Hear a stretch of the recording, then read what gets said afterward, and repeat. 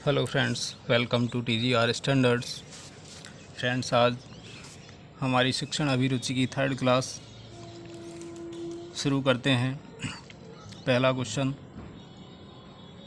शिक्षा के कुछ विद्यार्थियों की अनुपस्थित कक्षा के कुछ विद्यार्थियों की अनुपस्थित रहने की प्रवृत्ति के संदर्भ में देखिए इस कंडीशन में आप क्या करेंगे। आप एक अध्यापक हैं तो देखिए कक्षा के कुछ विद्यार्थियों की अनुपस्थित रहने की प्रवृत्ति के संदर्भ में कुछ छात्र अगर अनुपस्थित रहते हैं तो उस कंडीशन में आप क्या करेंगे। देखिए पढ़ते हैं ऑप्शन। प्राचार्य और अभिभावकों को चिंता करनी चाहिए, पहला है। फिर दूसरा, विद्यालय के अधिकारियों को विद्यालयीय अनुशासन नियमों के अनुरूप उन विद्यार्थियों पर कार्यवाही करनी चाहिए। फिर तीसरा, विद्यार्थियों के अनुपस्थित रहने की प्रवृत्ति के कारणों का पता लगाना चाहिए। कक्षा के नियमित विद्यार्थियों की अपेक्षा उनको कम प्राथमिकता देनी चाहिए। देखिए यहाँ पे सबसे सही आंसर जो है वो तीसरा वाला है। अब हम समझते हैं इनको। देखिए बाकी तीन ये सबसे सही किस तरह से है। देखिए प्राचार्य और अभिभावकों को चिंता करनी चाहिए। देखिए चिंता करना या न करना ये बात की बात है। देखिए सबसे पहले तो विद्यार्थियों के अनुपस्थित रहने की प्रवृत्ति के कारणों का पता लगाना चाहिए।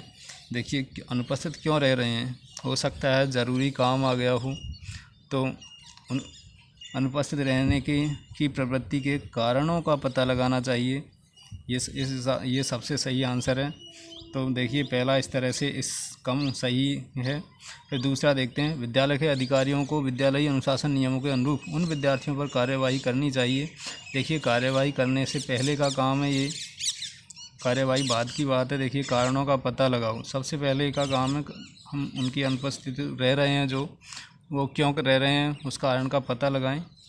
कक्षा के नियमित विद्यार्थियों की अपेक्षा उनको कम प्राथमिकता देनी चाहिए, ऐसा नहीं हो सकता। एक अध्यापक की नज़र में सभी स्टूडेंटों को समान प्राथमिकता, समानता का भाव रखना चाहिए।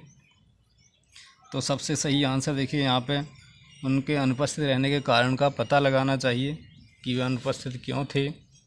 व्याख्या देखते हैं। देखिए अगर कुछ विद्यार्थी लगातार कक्षा में अनुपस्थित रहते हैं, वैसी स्थिति में शिक्षक को यह पता लगाना चाहिए कि छात्र क्यों अनुपस्थित हैं। छात्रों को किसी प्रकार की कोई समस्या तो नहीं है। जब उचित कारण मिल जाए तो उनका समाधान के तरीकों पर विचार करना चाहिए, न कि उन्हें दंडित करना चाहिए। अगर देखिए अनुपस्थित रहने का कारण जानना सबसे पहले ज़रूरी है। फिर उसका समाधान करना चाहिए कि उसका समाधान किस तरह से हो सकता है। एक शिक्षक का सबसे पहले यह कर्तव्य बनता है। फिर अगला क्वेश्चन देखते हैं, छात्रों के शैक्षणिक प्रदर्शन में सुधार किया जा सकता है यदि माता पिता को प्रोत्साहित किया जाए कि वे, देखिए माता पिता को प्रोत्साहित करने पर देखिए ऑप्शन पढ़ते हैं, अपने बच्चे के काम का पर्यवेक्षण करें। देखिए अभिभावकों को क्या करना चाहिए, अपने बच्चे के काम का पर्यवेक्षण करें, अपने बच्चे का क्या क्या काम है उस पर नज़र रखें, अतिरिक्त ट्यूशन की व्यवस्था करें, अपने बच्चों को आवश्यक संसाधन उपलब्ध कराएं, बच्चे की प्रगति के बारे में शिक्षकों के साथ अक्सर बातचीत करें। तो देखिए सबसे सही आंसर चौथा ऑप्शन, देखिए बच्चे के काम का पर्यवेक्षण करें। देखिए जनरली ये तो होता ही है पर्यवेक्षण, हर माँ बाप को अपने बच्चों के काम का अंदाज़ा होता है, उसकी दिनचर्या का पूरा पता होता है। फिर अतिरिक्त ट्यूशन की व्यवस्था करें। देखिए ये भी ज़रूरी नहीं है ऐसा, अपने बच्चों को आवश्यक संसाधन उपलब्ध कराएं। देखिए हर माँ बाप की कोशिश रहती है तो आवश्यक संसाधन उपलब्ध कराना, ये कॉमन बात है, ये तो होता ही है। बच्चे की प्रगति के बारे में शिक्षकों के साथ अक्सर बातचीत करें। तो ये सबसे प्रभावी आंसर है यहाँ पर, बच्चे की प्रगति के बारे में शिक्षकों के साथ अक्सर बातचीत करें। सबसे सही उत्तर ऑप्शन 4 है। देखिए दोस्तों एक बार मैं फिर बताता हूँ, ये शिक्षण अभिरुचि ऐसा सब्जेक्ट है जिसमें आपको सबसे सही उत्तर बताना होता है। सबसे सही उत्तर के आपको 3 नंबर मिलते हैं और बाकी 3 में से भी कुछ ऑप्शन सही हो सकते हैं, मतलब उससे कम सही होंगे तो वहाँ 2 नंबर मिल सकते हैं आपको, 1 नंबर भी मिल सकता है और 0 नंबर भी मिल सकते हैं। इस तरह से आपको यहाँ सबसे सही उत्तर बताना होता है। व्याख्या देखते हैं। यदि छात्रों को शैक्षणिक प्रदर्शन में सुधार करना है तो अभिभावक और माता पिता को यह कोशिश करते रहनी चाहिए कि वे शिक्षक के साथ लगातार बातचीत करें। इससे बच्चों को ये डर रहता है कि उनके अभिभावक उनके प्रदर्शन एवं उनके क्रियाकलाप के बारे में जानकारी रखते हैं। इनका असर यह होगा कि छात्र शिक्षक के प्रति सचेत रहेंगे। तो देखिए, फिर अगला क्वेश्चन देखते हैं।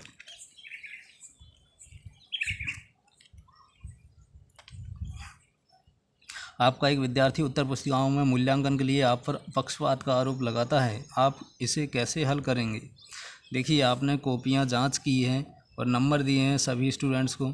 अगर मान लो कोई विद्यार्थी आप पर आरोप लगाता है पक्षपात करने का कि सर मुझे आपने कम नंबर दिए हैं, तो आप इसका हल कैसे निकालेंगे? तो देखिए, उसके आक्षेप को अस्वीकार करेंगे, पहला ऑप्शन।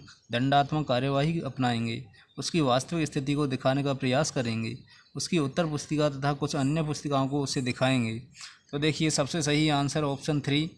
देखिए, स्टूडेंट देखिए क्या पक्षपात क्या लगा रहा है कि सर मुझे आपने कम नंबर दिए, यही तो लगाएगा। ये तो नहीं लगाएगा कि सर आपने मुझे ज़्यादा नंबर दे दिए।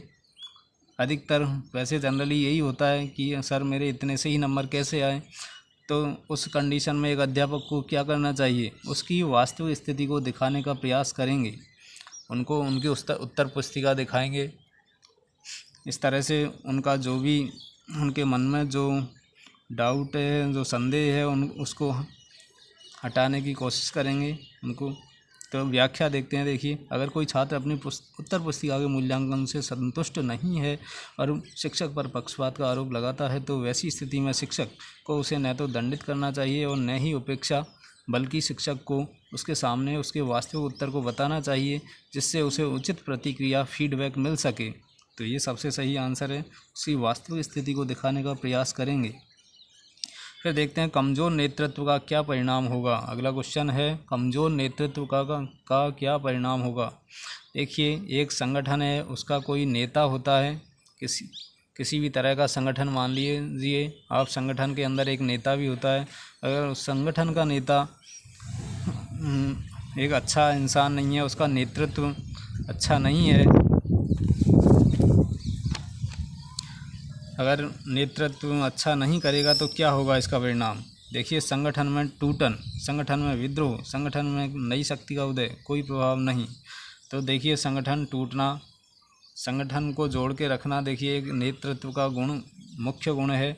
अगर नेतृत्व अच्छे से नहीं होगा तो वहाँ पे संगठन टूटता हुआ नज़र आएगा। हम संगठन टूट जाएगा। जैसे कि हम एक सरकार का उदाहरण ले सकते हैं। जैसे सरकार गिर जाती है, वैसे ही आप एक परिवार को भी ले सकते हैं। एक परिवार का मुखिया एक पिता होता है। अगर पिता परिवार का अच्छे से नेतृत्व नहीं करेंगे तो परिवार का भी यही हाल होता है। तो देखिए, एक अच्छे नेता की क्या पहचान है कि अपने संगठन को मजबूत बनाकर रखते हैं। देखिए, अगर व्याख्या देखें, नेतृत्व का अर्थ होता है किसी व्यक्ति द्वारा अन्य व्यक्तियों व समूहों पर प्रभाव डालना एवं समूह के लक्ष्य की प्राप्ति हेतु प्रयत्नशील रहना व समूह को लक्ष्य उन्मुख व्यवहार के लिए प्रेरित करना। यदि किसी कारण से नेतृत्व कमज़ोर पड़ने लगता है तो सर्वप्रथम उसका प्रभाव संगठन के विघटन के रूप में दिखने लगता है और संगठन टूटना शुरू हो जाता है। तो आपको समझ आया होगा। अगला क्वेश्चन देखते हैं। यदि आपको सामान्य छात्रों के साथ साथ एक दृष्टिबाधित छात्र को पढ़ाने का अवसर मिले तो आप उसे कक्षा में किस प्रकार का उपचार देना चाहेंगे? देखिए, कक्षा में कुछ छात्र विकलांग है, मान लो कोई किसी को देखने में प्रॉब्लम है, किसी को सुनने में, या फिर किसी को चलने में दिक्कत है, विकलांग है किसी तरह से, तो उस कंडीशन में एक अध्यापक का क्या कर्तव्य बनता है? देखते हैं चारों ऑप्शन। उस पर अतिरिक्त ध्यान नहीं देंगे क्योंकि विद्यार्थियों के बहुमत को परेशानी हो सकती है। पहला ऑप्शन है कक्षा में सहानुभूतिपूर्वक उसका ध्यान रखेंगे। आप सोचेंगे कि उसके भाग्य में अंधापन है, अतः आप कुछ नहीं कर सकते। आगे की पंक्ति में सीट की व्यवस्था करेंगे और उसके लिए सुविधाजनक गति से पढ़ाने का प्रयास करेंगे। तो देखिए सबसे सही आंसर देखना है हमें यहाँ पे। तो देखिए सबसे सही आंसर है चौथा ऑप्शन। देखिए अगर ऐसी कंडीशन है, कोई विद्यार्थी को कुछ परेशानी है, तो उनकी परेशानी को ध्यान में रखते हुए एक अध्यापक का कर्तव्य बनता है कि उनकी परेशानी को ध्यान में रखते हुए सुविधाजनक गति से समझाने करने का कर्तव्य बनता है। देखिए बाकी ऑप्शन को देखते हैं तो देखिए उस पर अतिरिक्त ध्यान नहीं देंगे। देखिए ये तो अच्छी बात नहीं है, सभी पर ध्यान देना ज़रूरी है एक अध्यापक होने के नाते, क्योंकि विद्यार्थियों को बहुमत को परेशानी हो सकती है। देखिए ऐसा बहुमत ये ऐसा नहीं होता। देखिए दूसरा ऑप्शन है कक्षा में सहानुभूतिपूर्वक उसका ध्यान रखेंगे। देखिए थोड़ा सही है, लेकिन सबसे सही आंसर चौथा है। आप सोचेंगे कि उसके भाग्य में अंधापन है, अतः आप कुछ नहीं कर सकते, तो ये भी गलत है। ऑप्शन 4 सबसे सही आंसर है। फिर देखते हैं, देखिए इसकी व्याख्या अगर देखें तो देखिए एक शिक्षक को कक्षा में इस बात का ध्यान रखना चाहिए कि कक्षा में कोई दिव्यांग तो नहीं है। अगर ऐसा कोई छात्र कक्षा में हो तो उसके लिए शिक्षण के खास तरीकों का प्रयोग करें, उनके बैठने का उचित स्थान का प्रबंध करें, जिससे कि वह कक्षा में सहज महसूस कर सके। शिक्षक को भी यह ध्यान रखना चाहिए कि कक्षा में ऐसे विशिष्ट छात्रों के अनुसार ही पढ़ाने की गति को रखे। फिर अगला क्वेश्चन देखते हैं, विद्यालय मूल रूप से सामाजिक संस्थाएं हैं क्योंकि किस तरह से मूल रूप से सामाजिक संस्थाएं हैं। देखिए वे हमारी संस्कृति की भावी पीढ़ियों के मूल्यों को संरक्षित और स्थापित करते हैं। वे सामाजिक प्रगति के तरीके और साधन सुझाते हैं। वे सामाजिक समस्याओं के समाधान का सुझाव देते हैं। वे समाज द्वारा दिए गए चंदे से संचालित होते हैं।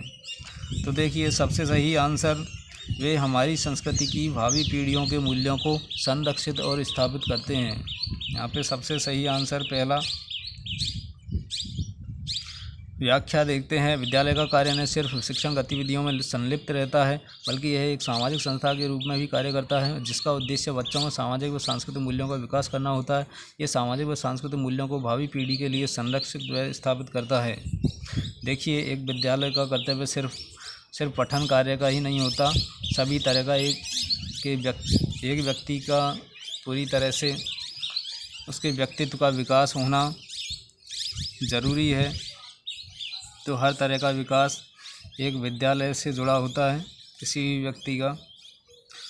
तो सबसे सही आंसर पहला ऑप्शन। फिर 27वां क्वेश्चन देखते हैं। अगला क्वेश्चन,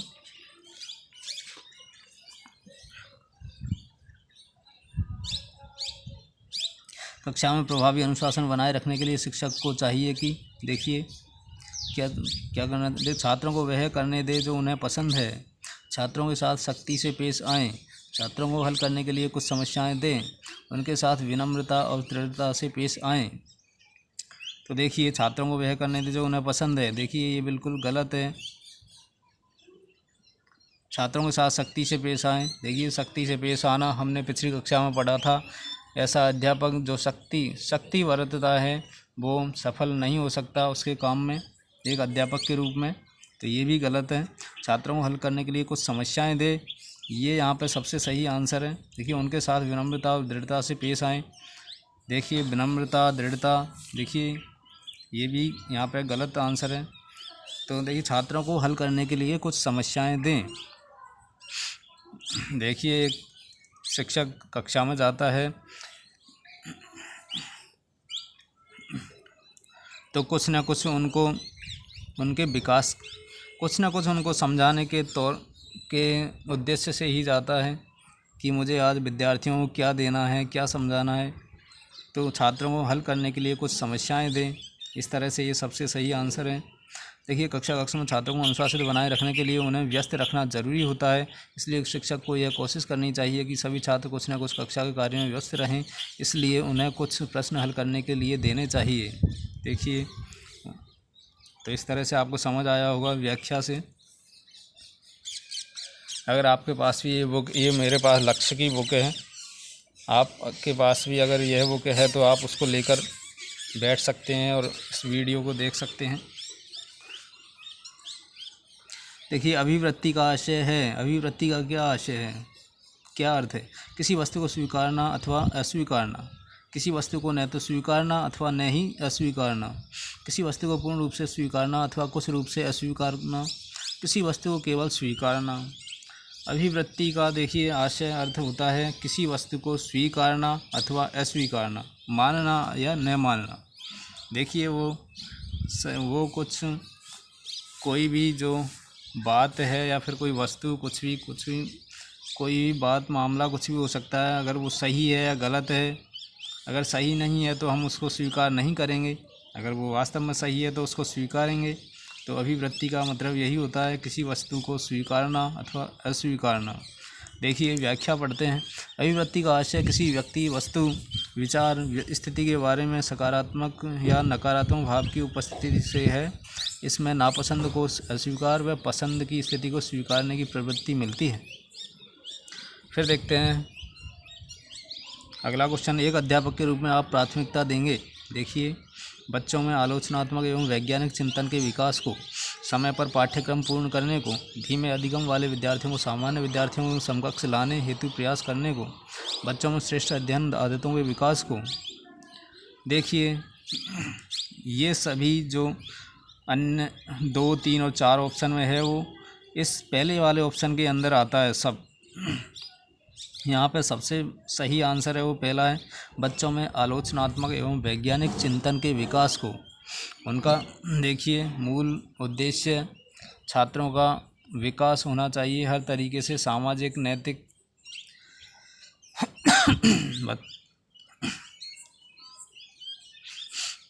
तो बच्चों में आलोचनात्मक एवं वैज्ञानिक चिंतन के विकास को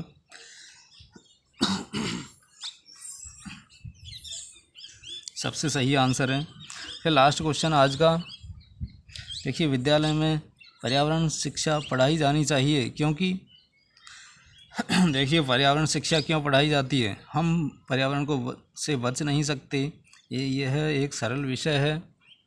फिर अन्य 2 ऑप्शन है, यह जीवन का एक महत्वपूर्ण अंग है, यह पर्यावरण प्रदूषण को प्रभावित करता है। तो देखिए, सबसे सही आंसर ऑप्शन 3, यह जीवन का एक महत्वपूर्ण अंग है। और हमारा क्वेश्चन था विद्यालय में पर्यावरण शिक्षा पढ़ाई जानी चाहिए, क्यों पढ़ाई जानी चाहिए? मतलब देखिए, यह जीवन का एक महत्वपूर्ण अंग है इसलिए पढ़ानी चाहिए। तो देखिए व्याख्या देखते हैं, पर्यावरण हमारे जीवन का एक मुख्य घटक है, इसलिए इसके बारे में उचित ज्ञान का होना जरूरी है कि हम अपने पर्यावरण को कैसे सुरक्षित रख सकते हैं। अतः विद्यार्थी को पर्यावरण के बारे में विस्तृत रूप से पढ़ाई कराई जानी चाहिए।